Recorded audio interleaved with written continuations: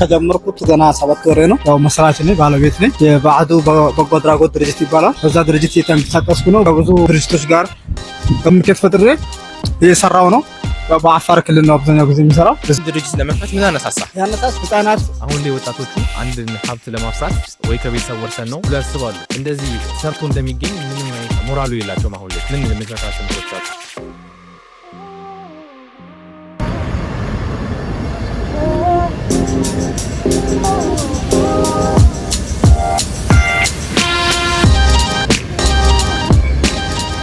ወንድም እኔ መጣን ከስኩሉ ፋበሻ ቢዝነስ ቻናልና ለወጣቱ ጄኔሬሽን የሚጠቅም መት ያሳለፈ ነብራ ታሪኛ ኮኑ አንድ ቀን ኢንተርቪው እናርጋ አንዳችሁ እሳቸው ስኩሉ ፋበሻ ቢዝነስ ቻናሉ ነገራችሁ ለወጣቱ ጄኔሬሽን እዚህ ነገር አይደለም። ከዚህ ያለ ለወጣቱ ጄኔሬሽን ወጣዳሩ ብርታ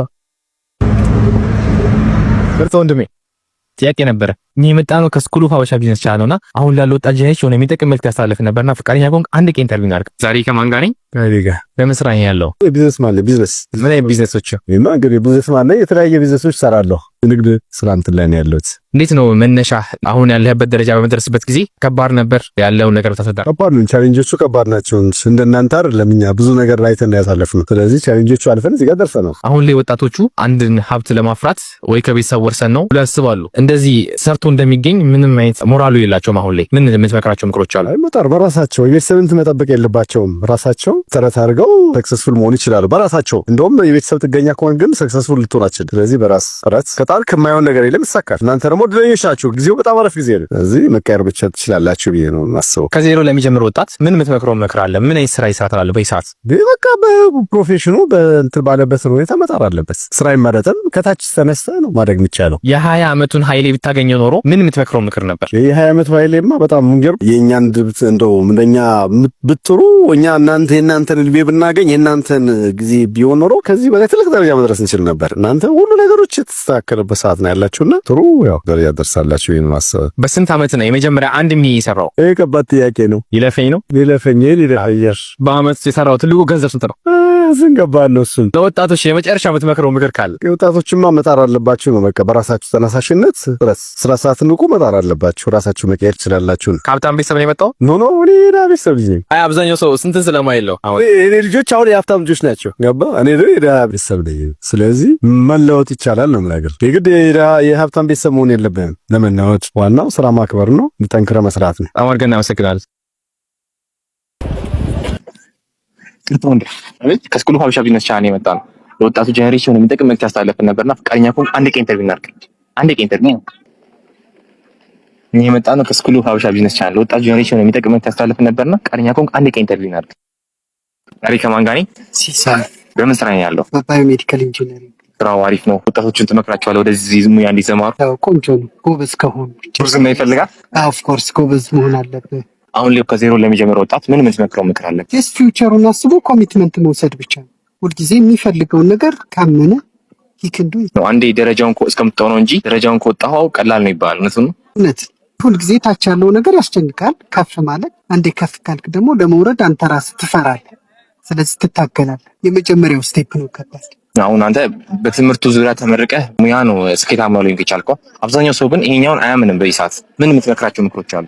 በሁለቱም መንገድ መሄድ ትችላለህ። የተማረ ሰው ሰክሰስፉል አይሆንም፣ ያልተማረ ሰው ሰክሰስፉል ይሆናል የሚል ፕሪንሲፕል የለም። ስለዚህ እምነትህ ነው እንጂ ሰክሰስፉል የሚያደርግህ መማርህ አለመማርህ አይደለም። አንድን ነገር የሆነ ሰው መማር ያለበት ያንን ነገር ካሳካሰው ብለን ነው ብለን አስባለን። አንተ ምን ታስባለህ? ኦፍ ኮርስ ግን ሁሉም ሰው የራሱ አቅም አለ። የምትወዳደረው ከሌላ ሰው ጋር ሳይሆን ከራስህ አቅም ጋር። ሌላ ሰው ጋር ኮምፒቲሽን ከያዝ ታሸንፈው ወይ ምናምን ትቆማል። ከአንተ ውስጥህ ካለው አቅም ጋር ሲሆን ግን ብዙ አትቸገርም። ስለዚህ ዩክኒስ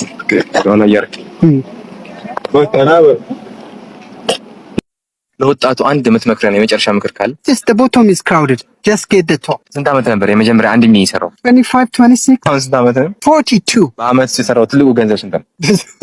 ምን ያህል ብዙ ሚሊየንስ ግን ኤግዛክትሊ ፊገሩን ማወቅ አልችልም። ኦር ስንት ያህል ሜክ ታደርጋለህ? በቂ የሆነ ነገር አለኝ። ቴንክ ዩ እናመሰግናለን።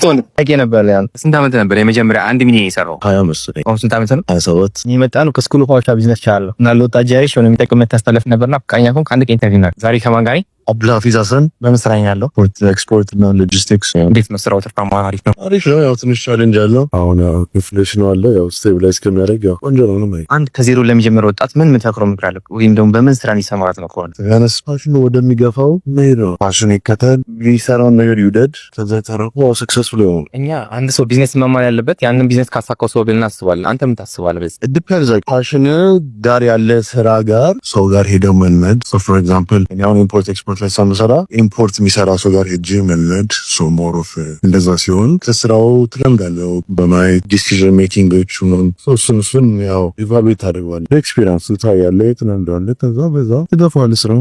ትምህርት የተሻለ ሰው እንደሚያደርግ እናውቃለን። ግን ለምንድን ነው ትምህርት ቀጥተኛ የብር ዋንጫ መንገድ ነው ላስተዋወቅ?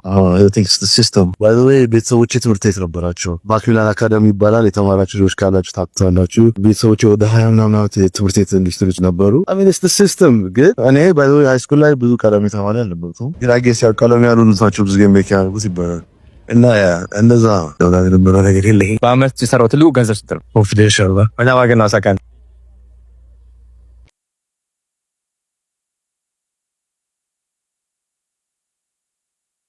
ዛሬ ከማን ጋር ነኝ? ከሙሉጌታ ጋር። ወጣቱ አሁን ላይ ከዜሮ ተነስቶ በምን ስራ ቢሰማራ ይሻላል? ምን ይመክሩታል? ራስን በትምህርት አሻሽሎ የተለያዩ ቢዝነሶችና ሀገርና ቤተሰብን የሚጠቅም እንዲሁም ብሎም ራሱን የሚጠቅም ስራ መስራት ስለሚችል በዛ ቤዝድ አድርጎ ራሱን እንዲያሻሽል ግድ ይላል። ወጣቱ ትምህርቱ ጋር እንዴት ነው ስራን አብሮ ሊያስኬድ የሚችለው? ማንኛውም ስራ በትምህርት መታገዝ አለበት። ትምህርት ላይ ቤዝድ አድርጎ በዛ በተማረበት ብቻ ሳይሆን ራሱን በማበልጸግና በማደራጀት መስራት አለበት። ትምህርት ብቻ በቂ ነው ሊያስባሉ? አንድ ሰው በህይወቱ ስኬታማ እንዲሆን መማር ጥሩ ነው፣ ግን ጎን ለጎን ደግሞ ሌላ ስራዎች መስራት አስፈላጊ ነው። ትምህርት ለሰው ልጅ የሚጠቅም ዋናው ነውና በትምህርት ብቻም ሳይሆን ከትምህርት ጋር ሌሎች ስራዎችን አብሮ መስራትና ማድረግ ይቻላል። የተማረ ቢሰራ ይመክሩታል ማለት ነው። በጣም እኛ አንድ ሰው ቢዝነስ መማር ያለበት ያንን ቢዝነስ ካሳካው ሰው ብለን እናስባለን። ምን ታስባለህ? በዚህ እሱ ከሌላ ሰው መቅሰምና ልምድ መውሰድ ጥሩ ነው። ስለዚህ ሁለቱንም ማጣጣም ነው። ተምሮም ያንንም ከሌላ ሰው የተማረውን አበልጽጎ መስራት የተሻለ ነው የሚሆነው። ለወጣቱ አንድ የመጨረሻ የሚመክሩት ምክር ካለ? ወጣቱ መጀመሪያ ደረጃ ራስን ማዳመጥ ያስፈልጋል። ከዛም ብሎ ቤተሰብን ማዳመጥ ያስፈልጋል። ብሎም ለሀገርን ደግሞ ያለችበትን ሁኔታ ማገናዘብ አለበት። ስለዚህ በደመነፍስ በእያንዳንዱ በሚደረገው በተለይ በሀገራችን ባለው በደመነፍስ በሚካሄደው አካሄድ ላይ ቆም ብሎ ቢያጠን የተሻለ ነው የሚሆነው። ተማርከን እናመሰግናለን። ቴንክ ዩ። ያቄ ነበር ላንተ ስንት ዓመት ነው የመጀመሪያ የሚሰራው? 30 ዓመት ነው። አሁን ስንት ዓመት ነው? 51። የወጣት ጄኔሬሽን የሚጠቅመት ያሰለፈ ነበርና ፈቃደኛ ከሆንክ አንዴ ከኢንተርቪው አድርግ። እዚህ ከየቱ ናቸው ነው? ስኩሉ ሀበሻ ቢዝነስ ቻ ና ኮሊዴ ጋንደለኝ በመስራ ያለው አሁን ንግድ ላይ ኢምፖርት እና ኤክስፖርት ኔት ኮች ኮንስትራክሽን ማቴሪያል። እንዴት ነው ስራው? ትርፋማ ነው? አሪፍ ነው? ፋሞ እንዴት ወደ ስራ ልገባ ቻልክ? ሁለት ለመናገር አይተን አሰስ አድርገን ማርኬቱን ጥሩ ነው ብለን ስናስብ ወደ ቢዝነስ ገባ። አንድ ከዜሮ ለሚጀምር ወጣት በምን ስራ ቢጀምር ትለዋል? አክቹአሊ ከዚህ በምትለው ስራ የጀመረ ኦፖርቹኒቲዎቹን የራሱን አቅም ቼክ አድርጎ ምን ላይ ተሰማራ ውጤታማ ሆናለሁ ካፒታል ጌት አገኛለሁ የሚለውን አስቦ ራሱን ታረንቱን አይቶ ኦፖርቹኒቲውን አይቶ ነው መስራት ያለበት እንጂ እንዲህ ብለህ ሪኮመንድ አታረግም። ግን አሁን ከዜሮ ለሚጀምረው አላ እንዴት አንተ ያለ ሌቭል ለመድረስ ዝም ብሎ አይደረስም። የሆነ መነሻ ያስፈልጋል። በምን ይነሳ? ከዜሮ የማይነሳማ አሁን ከዜሮ ኢኔሴንስ ወይ መቀጠር አለበት። ከሁለት ነገር ነው። አንደኛ ትምህርት ነው። ከተማርክ በተማርክበት ነገር ላይ መጀመሪያ ኦፖርቹኒቲው መቀጠር ነው። ትቀጠርና የራስህን ነገር ደግሞ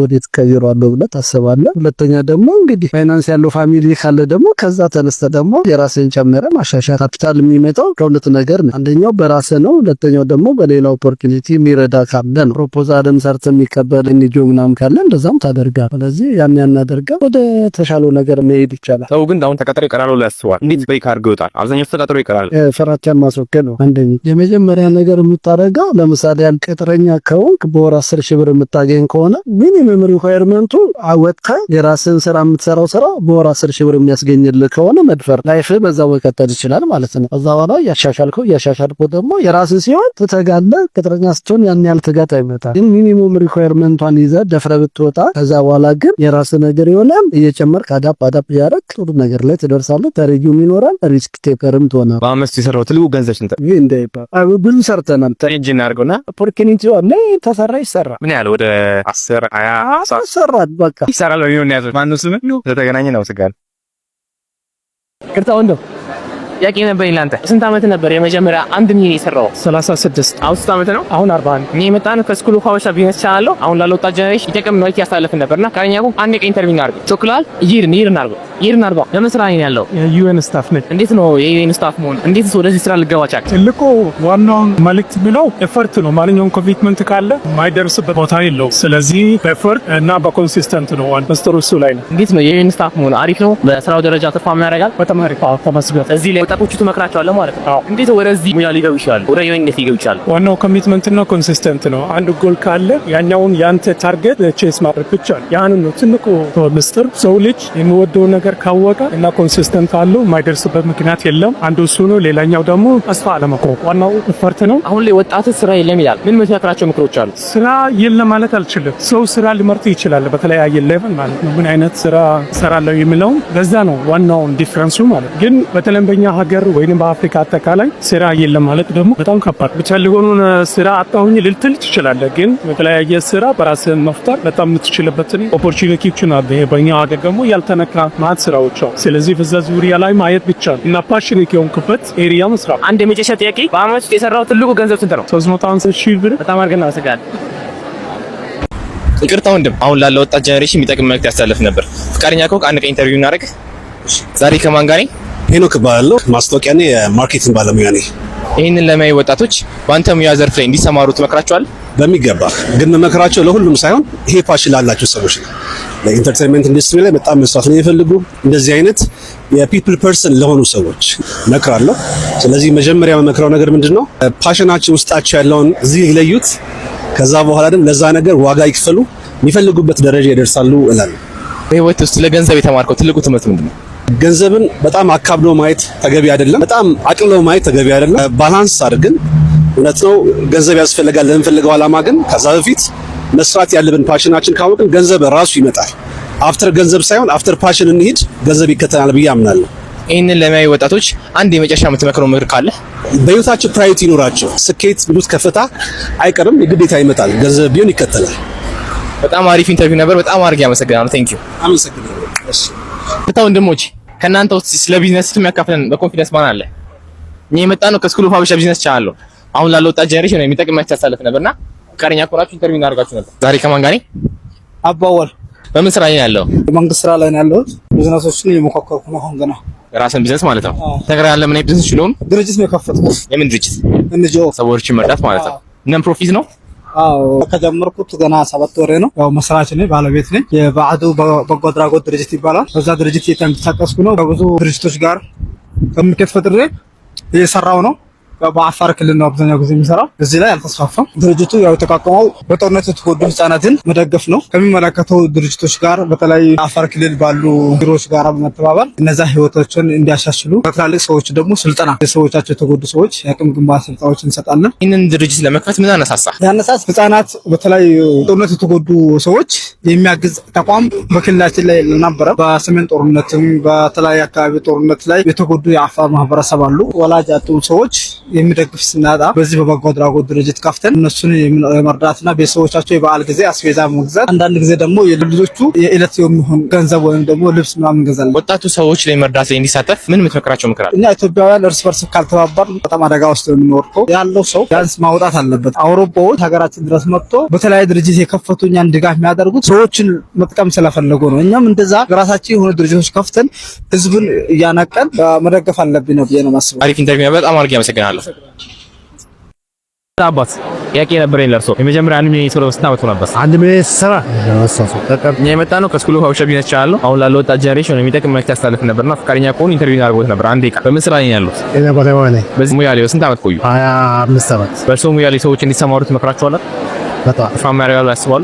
በአመት ውስጥ የሰሉ ትልቁ ገንዘብ ስንት ነው? በአመት ውስጥ የሚሰራው አንድ 5 ሚሊዮን። አሁን ላይ ወጣቱ ስራ የለም ይላል። ምን ልሰራ ይላል? ምን የምትጠቅሟቸው ምክሮች አሉ? ለወጣቶች መክረው ስራ ዝቅ ብሎ መስራት መጀመር፣ ኤክስፔክቴሽን ዘመድን እርዳታን የሆነ አካልን ከመጠበቅ በራስ ጥረት ነገሮች ስታርታፕ መጀመር ጥሩ ነው። ዩኒቨርሲቲ ከተመረኩ በኋላ ስራ ጀምራለሁ የሚል ነው ሰው የሚያስቡት አይደለም። ኤርሊ ነው መጀመራለሁ። ሰው ከቤተሰቦቹ ጋር ስለው ኤክስፒሪየንስ ኖረው ከዛ በኋላ ጨንቆ ዝም ብሎ መንግስት ስራ ካልቀጠለኝ የሆነ መሳይ ካልቀጠለኝ ብሎ ነው የሚያስቡና ይቀጥሉ። ደስ ይለኛል። በህይወት ውስጥ ለገንዘብ የተማሩት ትልቁ ትምህርት ምንድን ነው? ገንዘብ ሊገኝ ይችላል፣ ሊቀር ይችላል። እዚህ ገንዘብ አስፈላጊ ነው፣ ግን ትዞት ሲሲፍ አይደለም ብዬ አስባለሁ። አስፈላጊ እንደሆነ አምናለሁ፣ ግን ገንዘብ ብቻ በቂ አይደለም ለህይወት ለማለት። ስለዚህ ገንዘብ ይሰራል፣ ሰማን ተቀበታለን እንደማንኛውም ሁሉ ከዛ የዘለለ ነገር ይኖራል ብዬ አስባለሁ። በጣም አሪፍ ኢንተርቪው፣ በጣም አድርጌ አመሰግናለሁ።